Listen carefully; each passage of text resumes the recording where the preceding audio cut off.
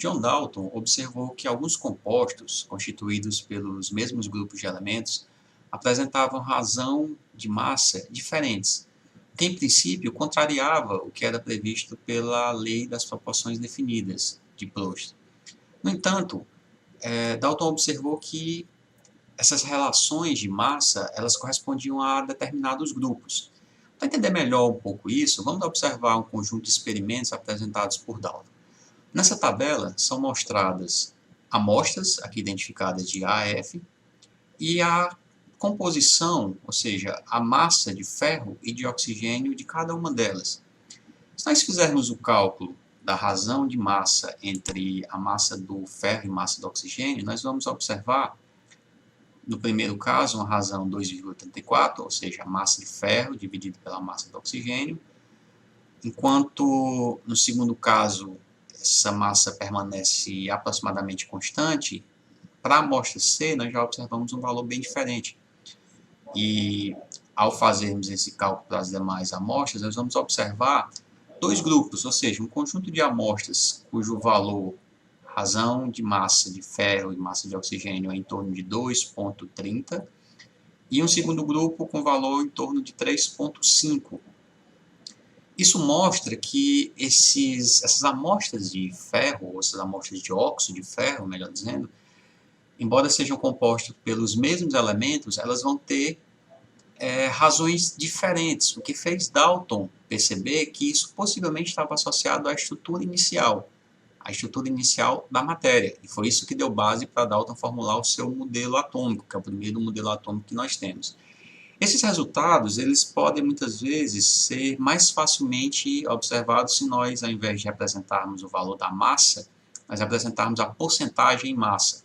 Veja, aqui nós temos os compostos cuja concentração de ferro é em torno de 70%, e outros elementos, no caso aqui outros compostos, C e F, com um teor de ferro em torno de 77,5%. As observações de Dalton não se limitavam à análise composicional de algumas substâncias. Ele também observou propriedades e relações em determinadas reações químicas. Por exemplo, o álcool etílico pode gerar diferentes compostos a depender da quantidade de oxigênio que reage com ele.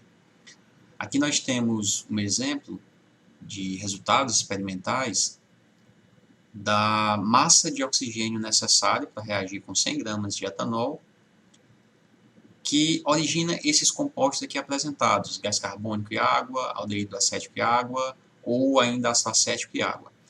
Será que nós conseguimos observar algumas relações, nós conseguimos estabelecer algumas relações entre as massas desses compostos? Vamos então sistematizar essas informações.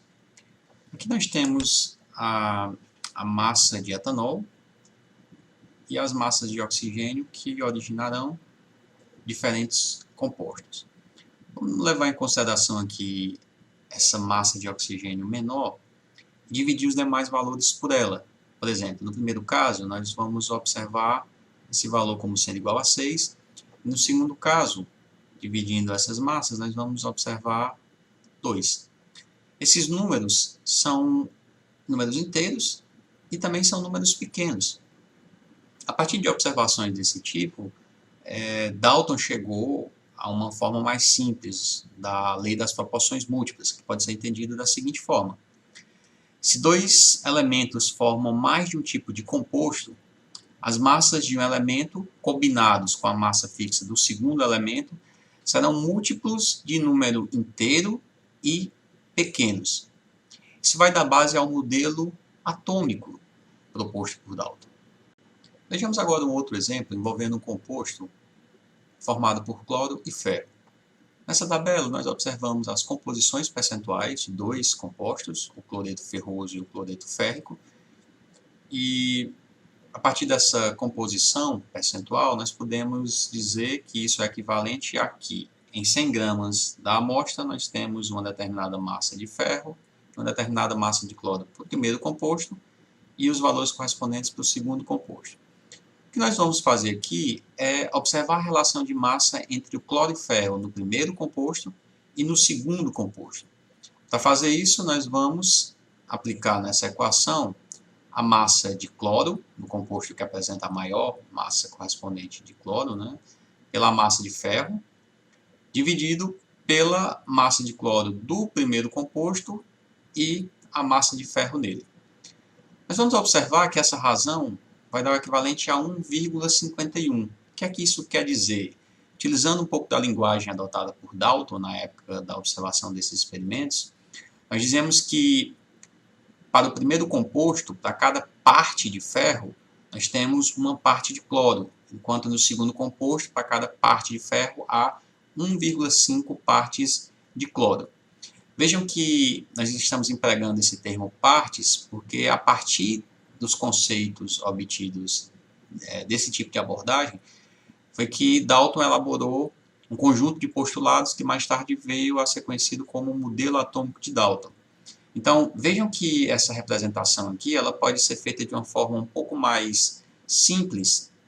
Ao invés de utilizar números fracionados, nós podemos multiplicar esses valores pelo menor número inteiro, no caso aqui 2, e encontrar uma proporção semelhante, ou seja, se no primeiro composto para cada parte de ferro tem 2 partes de cloro, no segundo composto para cada parte de ferro tem 3 partes de cloro. Isso dá origem a um tipo de nomenclatura que nós já somos habituados e que mostra as proporções de cloro em relação a ferro nos dois compostos. Mas reparem que essas observações elas culminaram em um modelo, em um conjunto de postulados mais amplo, que é justamente o modelo atômico de Dalton. Esse modelo atômico foi sistematizado na época na forma de postulados.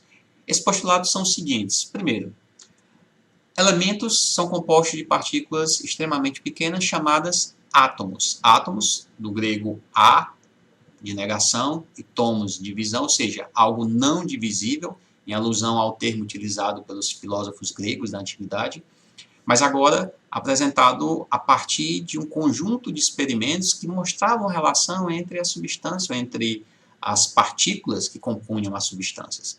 O segundo postulado é que todos os átomos de um dado elemento são idênticos, apresentando o mesmo tamanho, massa e propriedades químicas.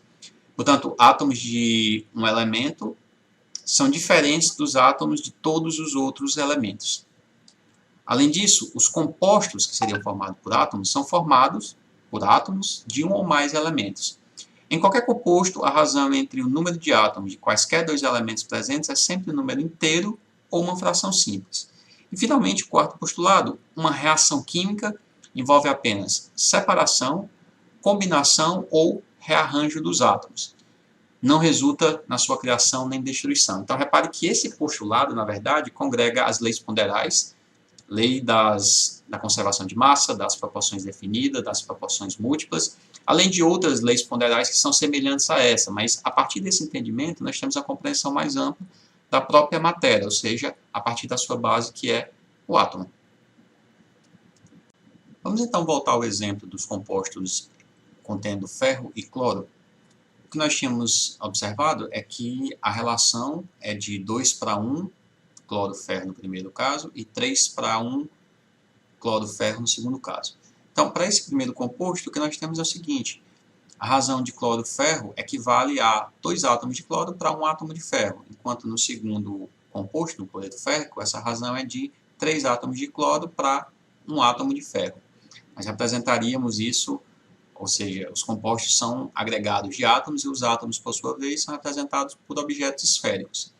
Embora nós saibamos que essa não é a concepção contemporânea do átomo, existe uma série de propriedades além disso, a própria noção de indivisibilidade, poucos anos depois, aliás, não poucos anos, né, mas cerca de um século depois, se mostrou inverídico, o átomo é formado por partículas ainda menores, mas a concepção de Dalton, a proeza de Dalton em conseguir resumir todas as propriedades relacionadas com as leis ponderais por átomos, tendo esse formato esférico e os compostos serem formados pela agregação desses átomos, permitia entender por que as reações químicas, ou melhor, como as reações químicas ocorriam através do desmembramento desses agregados de átomos e da recombinação em novos compostos. Então, toda a base estequiométrica ela está atrelada a esse postulado de Dalton. E como nós vamos ver, é possível trabalhar inúmeras situações, resolver inúmeros problemas a partir dessa concepção.